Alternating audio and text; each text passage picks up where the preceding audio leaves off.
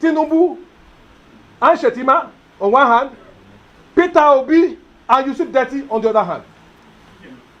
PDP is a party that has betrayed the cause of national unity of this country. PDP is a party that has no respect for the unity and oneness of this country. PDP, as it presently constituted, is a problem to the unity and survival of the Nigerian nation. I'm a member of the Senate Parliament. Hear this.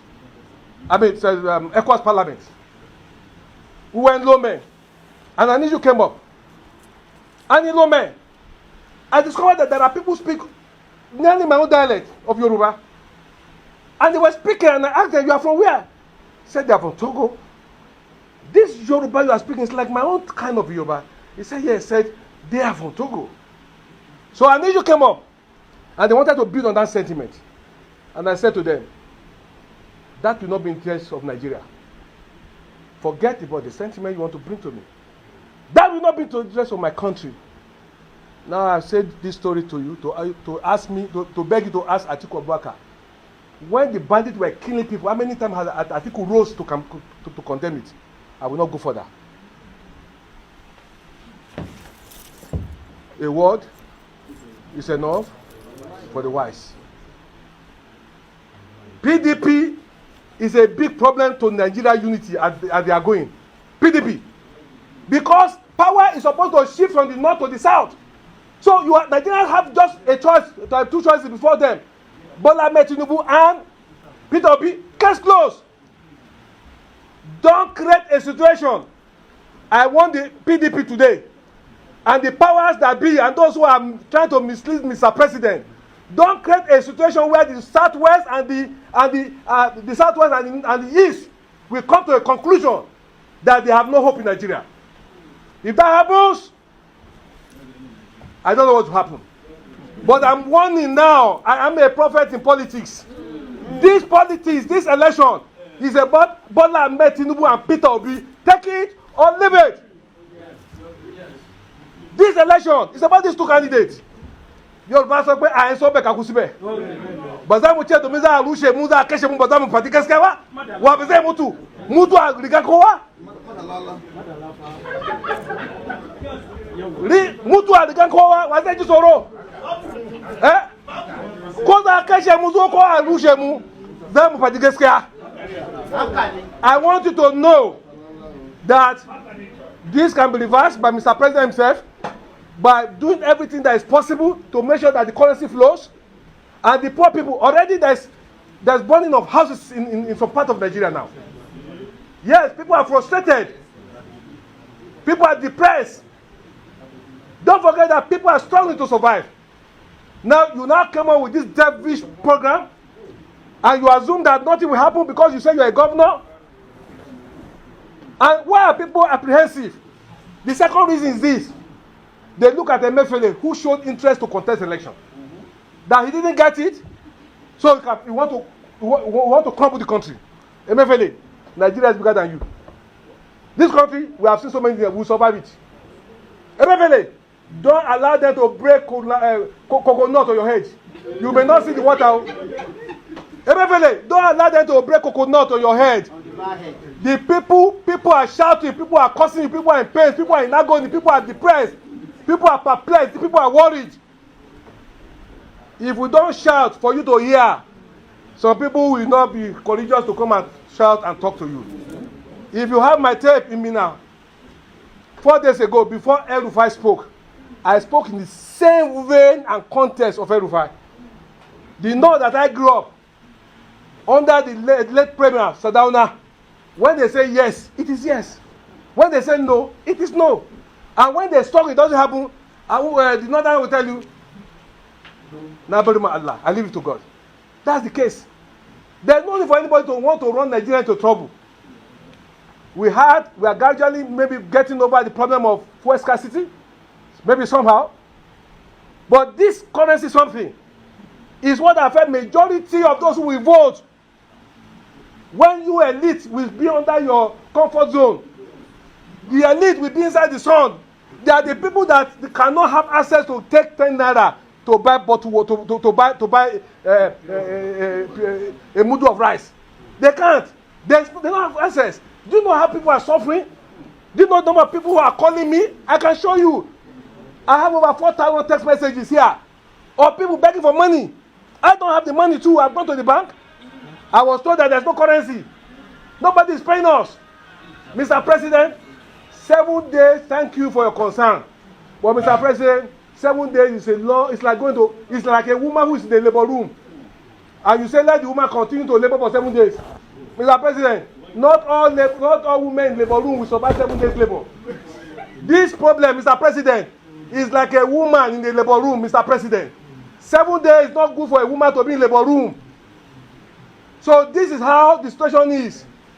Nigerians are suffering in silence. Majority who are poor are languishing. Mr. President, you have done your best.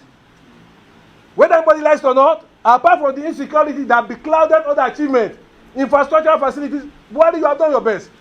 But you see this problem we are going through, don't let this problem be what will define your administration, Mr. President.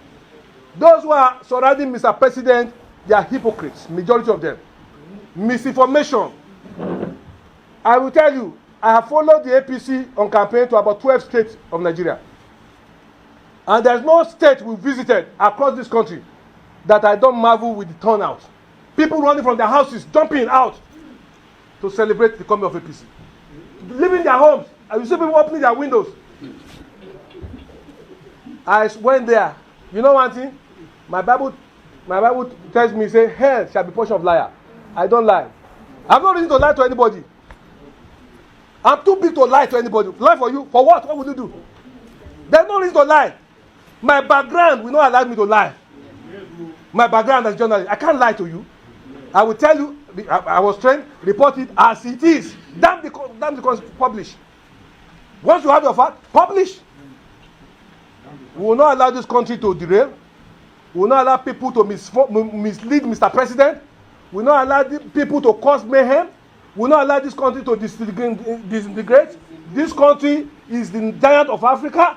This country is the pride of Africa. God is happy with Nigeria because God created us in a diverse manner.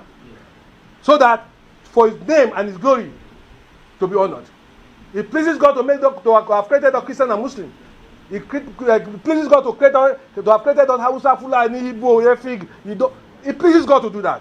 Nobody can claim superiority over the other person. Let nobody think you can overrun anybody or any group of person. You can't. It's a global village. Ukraine, we were told Ukraine, in the 2 weeks, Russia will overrun Ukraine. What is happening now? Let nobody think you have monopoly of power. No, you don't. Because it's a global village. Other nations will rise. Don't let us cause problem in Nigeria. The poor are shouting. People are depressed. Why? Because they cannot guarantee their 3 square meters. This is the worst policy anybody will put. The Minister of Finance said she was not aware. As if that was not bad enough. Emefiele himself was out of this country for how many weeks? He's the captain. He was not around. There were insinuations about him. He's died off.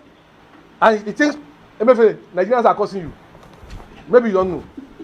Nigerians are cursing you, Emefiele. They are cursing you in a big manner. Because they are suffering, they are feeling the sweat. Ladies and gentlemen, I just want you to know how I feel about when it comes to what people go through. I have not forgotten my background when I struggled to look for money to buy battery for my car. So I know what people go through when you talk about poverty. And when I say people who are below the ladder, I know what they are going through. So when I talk, I don't play politics with the well-being of Nigerians. I don't. Because I came from this -0 to where I am. So I will not close my eyes when I see things happening and people are languishing in abject poverty and in pains for just one single policy. Single policy. It costs Nigeria nothing to extend it. Those who have stolen money, when people carry money to the bank, are you saying there is no camera to record them and call them back and look for them? Those who are carrying bags of money, look for them. Don't use them. Don't use because of that you now allow families to die and to perish. Innocent souls who are struggling to just 3 square meters, not even 3 square meters, 2 square meters a day. You are not denying them with this policy, and you mean some of us should keep quiet.